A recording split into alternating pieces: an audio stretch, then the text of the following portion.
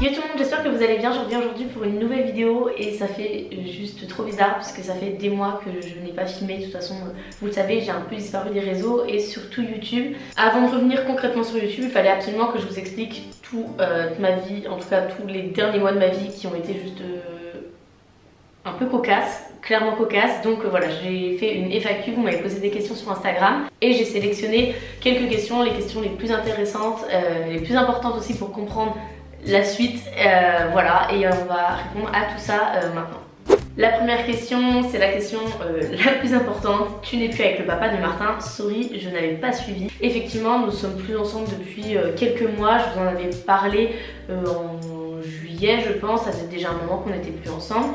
Donc voilà, on a pris le temps pour en parler. Moi j'ai pris le temps pour vous en parler sur les réseaux. J'avais pas forcément envie de vous en parler directement. Je voulais attendre que toute l'organisation se fasse petit à petit avant de l'annoncer.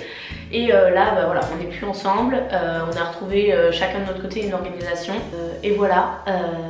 J'ai pas grand chose d'autre à dire là-dessus, mais au moins vous savez, on s'entend très bien, il n'y a pas de problème de ce côté-là, donc on n'est pas en guerre, loin de là. On se voit encore régulièrement et pour Martin, donc il n'y a pas de problème. Il y a Nina qui m'a demandé pourquoi tu n'es plus avec ton copain. Du coup, il n'y a pas vraiment de vraies raisons. Il y en a qui ont essayé de faire des spéculations, mais non, il n'y a rien de ouf. Juste, on a passé 6 ans ensemble, 6 belles années, on s'est mis ensemble jeunes et on a grandi, on a évolué. Et finalement, c'était mieux comme ça. Toutes les bonnes choses ont une fin. On n'est pas du coup en mauvais termes. Juste, c'est mieux pour nous qu'on soit séparés. Et moi, je suis plus heureuse et plus épanouie maintenant, donc je pense que c'était la bonne décision. On me demande comment Martin vit-il la séparation. Alors on a tout expliqué à Martin depuis le début. On a pris le temps de lui expliquer la situation, de lui expliquer comment allait se passer la suite. Et j'ai l'impression qu'il a plutôt bien compris. Mais malgré ça, c'est un enfant et le fait d'avoir 2 appartements séparés, des parents qui ne vivent plus ensemble, forcément ça chamboule un quotidien. Le concernant, ça a été un peu compliqué pour les nuits et les siestes. Il avait acquis... il faisait ses nuits complètes, il s'endormait tout seul et depuis quelques temps c'est un peu plus compliqué, on l'accompagne, ça commence à aller mieux, il commence petit à petit à se rendormir tout seul, mais on sait que ça vient de ça, on en a parlé avec le médecin justement, mais à part ça tout va bien, ça reste un petit garçon joyeux, qui a l'air bien à l'aise dans ses baskets, c'est tout ce qui nous importe et vu qu'on s'entend bien aussi avec son papa, on n'a pas de mal aussi à communiquer et à faire tout notre possible pour notre fils. Donc j'ai l'impression que ça se passe plutôt bien quand même pour Martin malgré ça. On va rester dans le même domaine, tu as retrouvé quelqu'un et oui, effectivement j'ai retrouvé quelqu'un avec qui ça se passe très bien et voilà, je pense pas afficher la relation sur les réseaux, je pense que ça va faire comme avec mon ex, vous savez que je suis en couple, vous savez tout ça, vous verrez peut-être des petites stories comme ça mais il n'y aura pas plus. Je vois pas l'utilité d'afficher son prénom, son Insta ou des photos de lui et de nous. Donc je vais pas surexposer mon couple et ça changera pas grand chose pour vous de toute façon. Et maintenant que j'ai vécu une séparation sur les réseaux, ça me donne encore moins envie d'exposer mon couple parce que j'avais quand même gardé une bonne partie de notre relation avec mon ex secrète.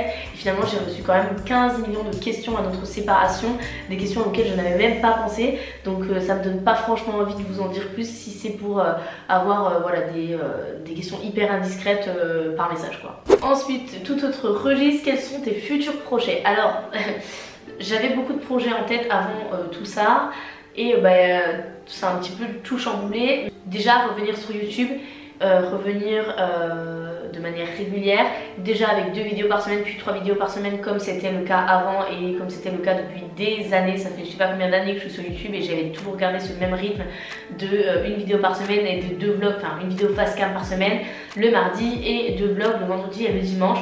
Donc voilà, j'aimerais bien retrouver ce rythme, ça va venir petit à petit, je m'organise. J'ai d'autres projets comme refaire des e-magazines de cuisine tous les 2 mois comme je le faisais, refaire un livre de cuisine pour cet hiver, revenir sur Insta avec aussi une recette par semaine. Enfin voilà, j'avais plein de projets sur les réseaux et ça j'aimerais reprendre tout ça. Et sinon un autre gros projet, on va en parler après parce qu'il y a une question à ce sujet là, c'est acheter un appartement pour faire de la location. C'est quelque chose que j'ai toujours voulu faire et je pense que c'est le moment. Là je vais juste attendre d'être un peu plus posée dans ma vie, d'économiser un petit peu, même si je compte pas mettre beaucoup d'apports, il faut quand même un petit peu de sous pour faire tout ça et avoir ouais, une stabilité aussi. Donc j'attends tout ça et après j'achèterai un appartement pour de la location, un appartement avec travaux. Donc je vous emmènerai dans cette petite série là avec l'achat d'appart, les travaux comme pour cet appartement là et la location après. Donc voilà un petit peu les projets que j'ai cette année, cette année scolaire. Je sais pas si je vais réussir à tout faire, si je vais réussir à tout reprendre et réussir à avoir une organisation comme avant, mais je vais tout donner pour justement un petit peu avancer. Lila me demande si je suis heureuse et effectivement je suis hyper heureuse, hyper épanouie et beaucoup de personnes d'ailleurs me le disent en message que ça se voit, que je rayonne plus qu'avant et effectivement je me sens 1000 fois mieux aujourd'hui. J'ai trouvé une bête d'organisation côté perso et du coup je me sens hyper bien, hyper épanouie, je fais plein de trucs et c'est top. Alizé me demande pourquoi une si longue pause sur les réseaux, donc sur YouTube surtout, même sur Insta il y a eu un moment où j'étais pas trop présente mais je suis quand même assez vite revenue, mais sur YouTube c'est que je n'avais pas du tout la tête à faire des vidéos, j'avais juste envie d'être avec mes potes, ma famille et après mon copain, donc j'avais pas forcément la tête à faire des vidéos, j'avais pas l'envie, pas la motivation et moi me mettre dans une caméra pour faire la gueule pendant 15 minutes c'est pas du tout mon délire, donc juste je me suis dit que je reprendrais quand j'aurais envie de faire des vidéos. Je me suis laissé le temps qu'il fallait et aujourd'hui je sais que je suis prête à revenir, que ça me fait plaisir de tourner. Je voulais juste pas me forcer, retrouver une organisation aussi parce que forcément la séparation ça a un petit peu tout chamboulé notre quotidien. Donc maintenant que j'ai retrouvé tout ça, il est temps pour moi de revenir.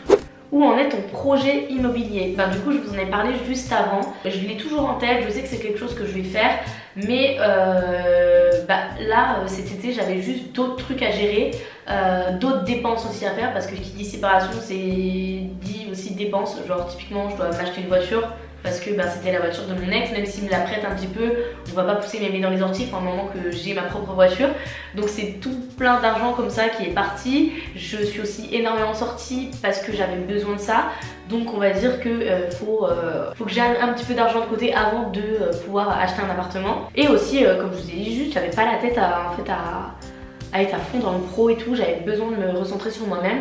Donc c'est un projet qui va aboutir, juste je me mets pas de pression. C'est pas quelque chose qui est indispensable à ma vie aujourd'hui, juste c'est vraiment un kiff, donc je le ferai quand je sentirai que c'est le bon moment.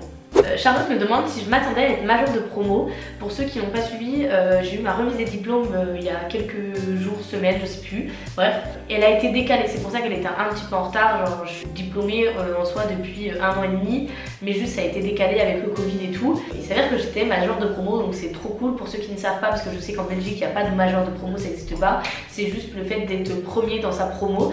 Je suis majeure de promo en marketing, il y a un majeur de promo en design, il y a un majeur de promo en dev, puisque mon école avait 3 spécialités. Et je savais que j'avais toujours eu des bonnes notes durant ces 3 années, que j'étais toujours un petit peu positionnée dans les premières, mais après je me compare pas du tout avec les autres, j'étais pas là à demander absolument leur moyenne et tout, donc je savais pas vraiment où je me positionnais. Et il s'avère que je suis majeure de promo, donc c'est très bien, je suis très fière, je suis très contente et c'est cool, c'est cool. Ensuite, tu n'es plus amie avec Ombeline. C'est aussi un sujet sur lequel je voulais revenir. Vous nous avez connus avec Ombeline sur les réseaux, on s'entendait très bien, on a été très amis au-delà des réseaux sociaux. C'est d'ailleurs pour ça que vous n'allez pas avoir beaucoup d'explications, il n'y aura pas beaucoup de trucs croustillants dans cette vidéo. Mais effectivement, nous ne sommes plus amis, nos chemins se sont séparés, c'est comme ça. J'ai eu de super bons moments avec Ombeline, on a vécu de bons moments, de très bons moments ensemble, j'ai encore de très bons souvenirs. Juste à un moment, il faut savoir s'arrêter avant de tout déraper. On n'est pas non plus en mauvais termes, je la déteste pas, je pense qu'elle ne me déteste pas non plus. Juste voilà, on a coupé les ponts et c'est définitif pour ceux qui se demanderaient. Donc voilà, c'est tout. Regrettes-tu d'être partie vivre à Montpellier? Comptes-tu retourner près de ta famille? Ça a aussi été une question qui m'a été beaucoup posée puisque j'ai déménagé pour rejoindre le papa de mon fils ici, enfin pour emménager en tout cas avec le papa de mon fils ici qui faisait ses études à Montpellier. Et beaucoup du coup se demandaient si j'allais vendre mon appartement, si j'allais retourner vers ma famille. Et non, en fait je suis tombée amoureuse de la ville et je sens qu'il y a beaucoup plus de chances que je reste plus longtemps que lui sur Montpellier. Moi je kiffe la ville, je kiffe l'ambiance de la ville, je kiffe l'énergie de la ville, je kiffe la température de la ville. Donc en fait tout me pousse à rester ici, j'adore être ici, je suis trop bien ici. Et voilà, après je dis pas que je déménagerai jamais, mais juste là pour les prochaines années je veux rester dans mon appartement que j'aime trop. J'ai pris du temps pour le rénover, même encore là j'ai refait des travaux dans mon salon pour qu'il me corresponde à 100%. Donc je n'ai pas du tout envie de lâcher l'appartement. C'est quand même mieux pour Martin que je reste sur Montpellier puisque son papa est sur Montpellier, on habite presque à côté, donc ça nous permet d'être hyper souple et de le voir très souvent.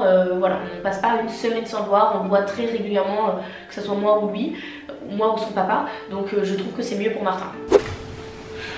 Waouh, trop fraîche la fin. Je vais le laisser ça.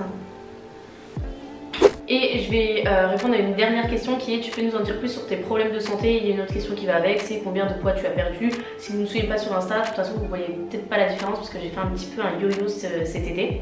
J'ai un lupus, c'est une maladie qui est auto-immune, que j'aurai du coup toute ma vie. Et moi ça touche principalement mes articulations, j'ai quelquefois des rougeurs au niveau de la peau, mais ça fait un moment que j'en ai plus avec les traitements.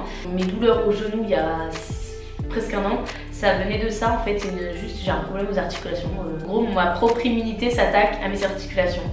Et j'ai donc un traitement pour ça qui me rend immunodéprimée, c'est-à-dire que mon immunité est affaiblie pour justement qu'elle ne me fasse plus de mal. En gros, j'essaie de vous simplifier les choses. Et du coup, j'attrape toutes les merdes en fait qui passent, j'attrape toutes les maladies qui passent. Et ça fait genre 2 mois que je suis limite malade de H24, ce qui est très relou. On a juste du mal à trouver un traitement qui me convienne. En fait, soit mon traitement est trop fort dosé, du coup je suis trop malade et j'ai été tellement malade que genre j'ai perdu 16 kilos en une semaine. J'étais vraiment très mince. Ça faisait très longtemps que j'avais pas été aussi mince. Je faisais même pas 45 kilos alors que mon poids de forme c'est quand même 51 kilos et que mon poids d'avant grossesse et d'après grossesse que j'avais retrouvé c'était 54 kilos. Donc j'avais perdu presque 10 kilos en fait, ce qui fait beaucoup pour un petit gabarit comme moi. J'ai perdu beaucoup de poids, ce qui faisait que je pouvais plus trop prendre mon traitement parce que c'est un traitement qui est quand même assez lourd.